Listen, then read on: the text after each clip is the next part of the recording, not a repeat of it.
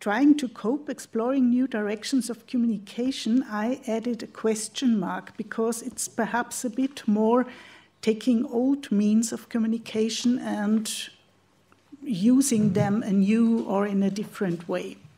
Ferdinand III between family and subjects, and between Tuscany, Vienna and Salzburg.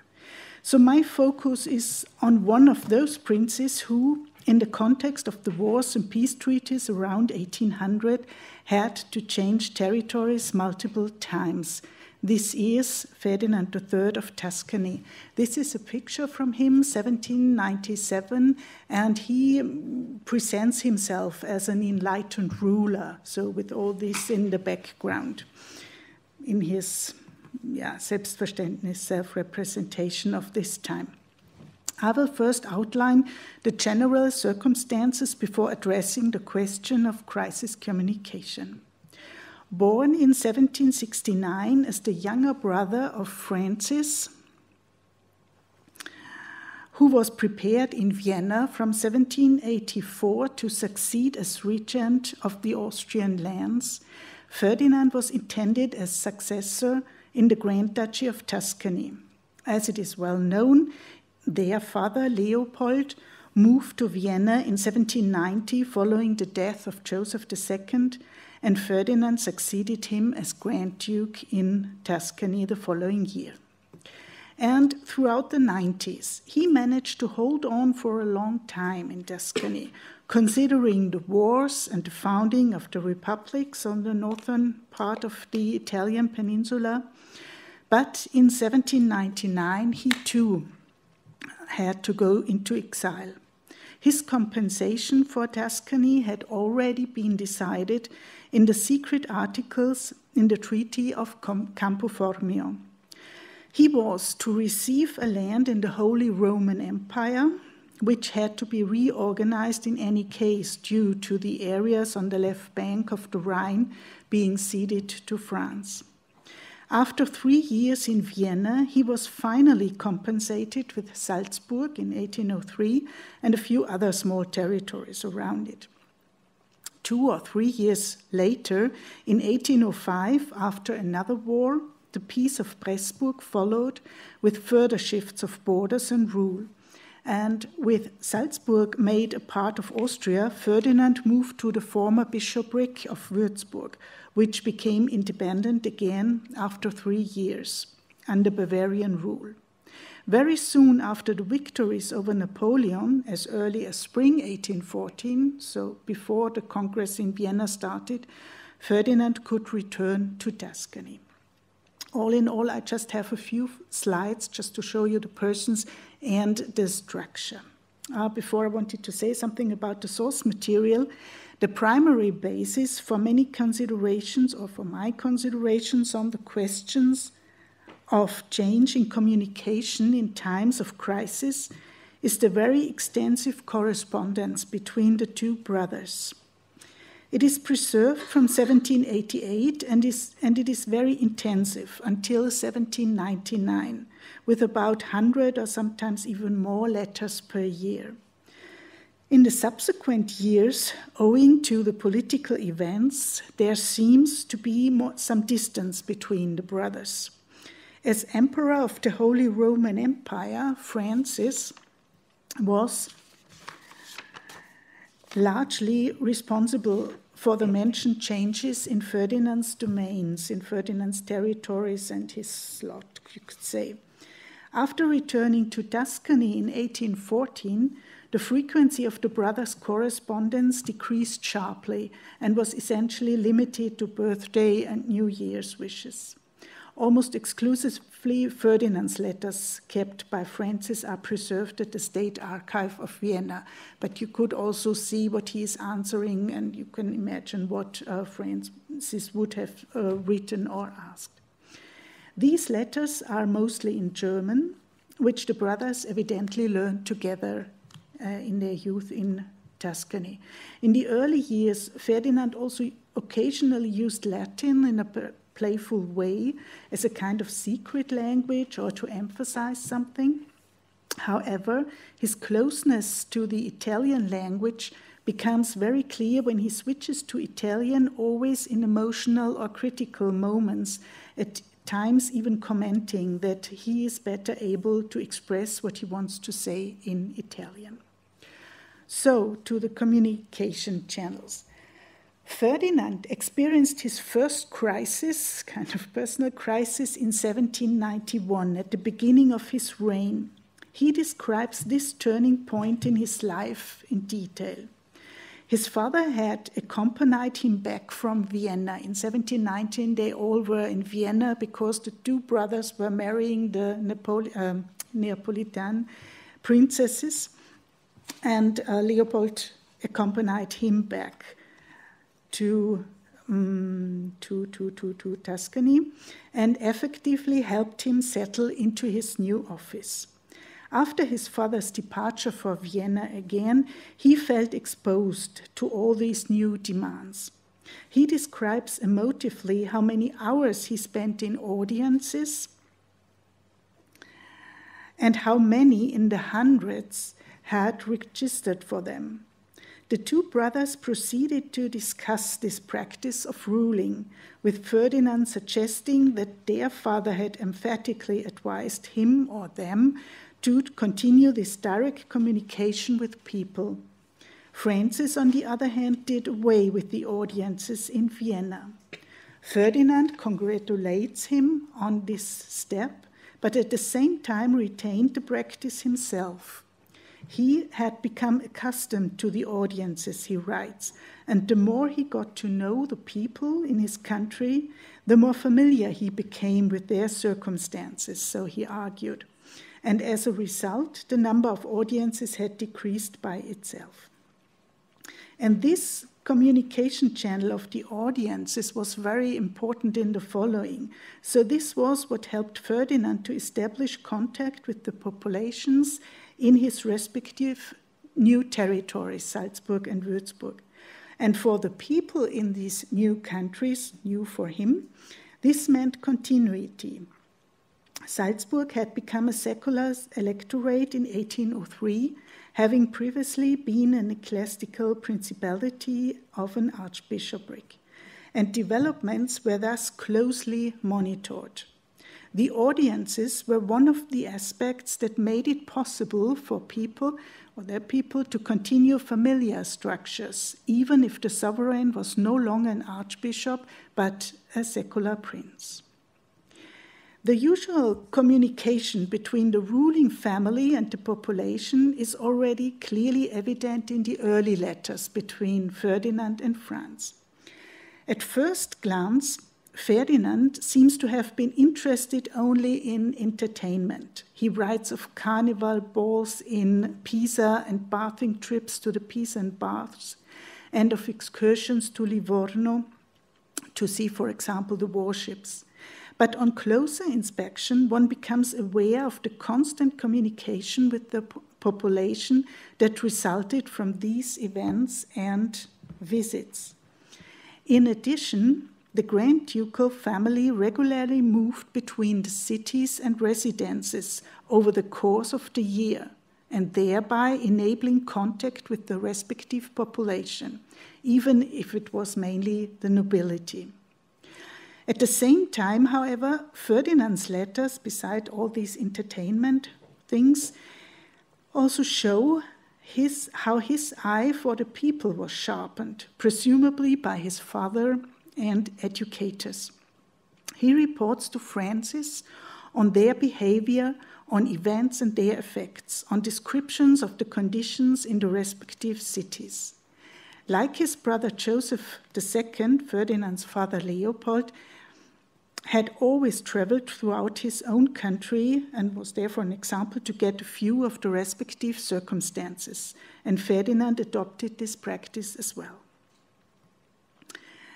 During the multiple following shifts in sovereignty, a symbolic communication practice which had occasionally already existed before solidified.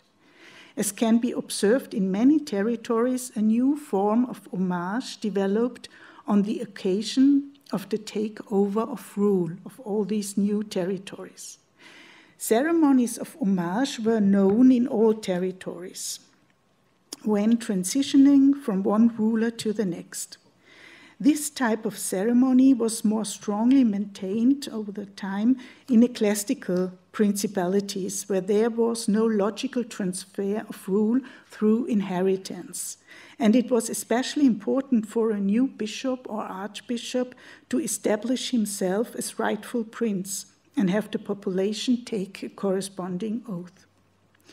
In the situation where princes took over entirely new territories and new populations, uncertainty arose as to how this should be anchored in ceremonial terms. The first step was often to find out how the ceremony had previously been handled in the new country. This was frequently not an optimal fit. However, for example, if the constitution had changed, like in Salzburg. In Tyrol, as an example, which had belonged to Bavaria since 1806, the situation was similar. It was decided to postpone the proper homage until the entire land, Bavaria, with all its new acquisitions, had been transitioned into a uniform constitution.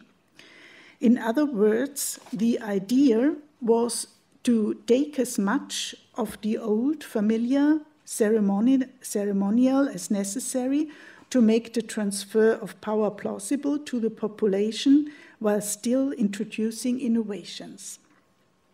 In most territories, the new procedures consisted of first sending a commissioner to the land to prepare for its transfer. Usually the corresponding patents, the patent of release from the former prince and the patent of assumption of power of the new prince, were read and announced in the city on the day after his arrival. This is one example from Würzburg, 1806, when Ferdinand took over Würzburg. We took it once as a cover for a book, therefore this Van Neuken-Ruprecht sign there. This was done with the usual means, that is, set pieces from the existing rituals, reading at central locations in the city, emphasized by kettle drums and trumpets. At the same time, the representatives of the provincial diets and the highest authorities had to swear an oath to the new prince. What was new was that this oath-taking occurred in the presence of the commissioner and not in the presence of the prince himself. The oath of the other officials followed later and was generally mediated. They were not personally present, instead signing the oath in writing at their respective offices. However, the oath itself offered the opportunity to introduce innovations by adapting its text to the new circumstances. This can be clearly seen, for example, in the case of the Bavarian rulers of Salzburg in 1810. It changed to Bavarian rule, following Bavaria's experience with the uprisings of 1809. Here, formulations intended to prevent such uprisings in the future were adopted. The illumination of the city and the festive character for all the population in the city after the homage were taken from old ceremonial forms. So the ceremony had therefore changed slightly, but one aspect of the homage, the close and direct communication with the population, remained central and was perhaps even more important than before in view of the uncertain times. The fact that Francis I traveled to Tyrol and Salzburg in 1816 after taking over these two countries again and was received accordingly underlines this importance. Yes. At the same time, there were also changes in the eye level in the correspondence between Ferdinand and his brother Francis.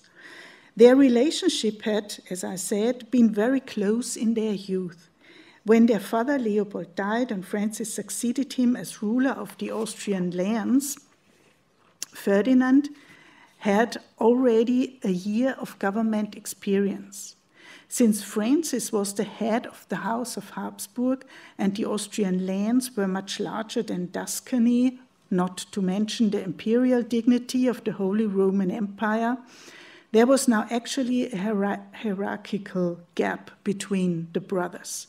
Nevertheless, Ferdinand cautiously tried to offer his own experience and views to his older brother.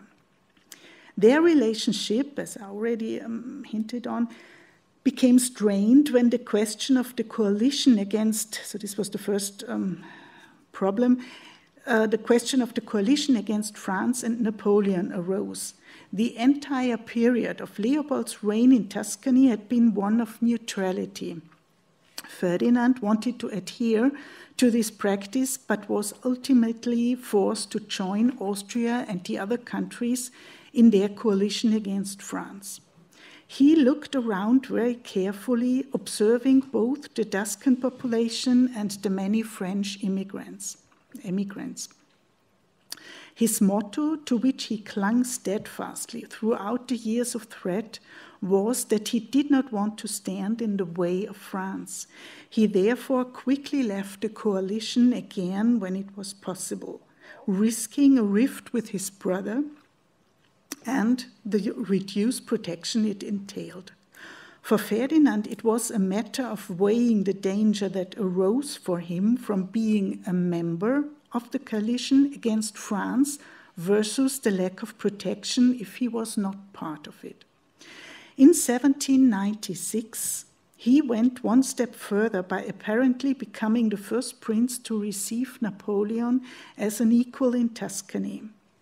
And in fact, the two men seemed to get on very well. Even 10 years later, when Ferdinand was Grand Duke of Würzburg and thus in the Confederation of the Rhine, he was still on close terms with Napoleon. He accompanied, for example, his niece Marie-Louise, the daughter of Francis, to Paris for her wedding with Napoleon, and he was the godfather of their child.